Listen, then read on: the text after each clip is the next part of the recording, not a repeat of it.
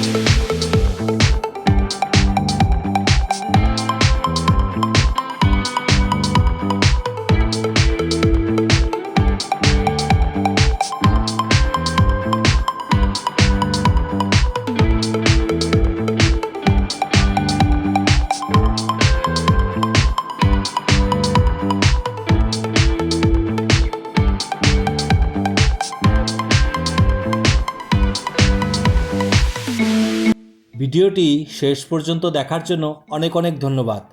পরবর্তীতে দেখা হচ্ছে আরেকটি নতুন ভিডিওর সাথে।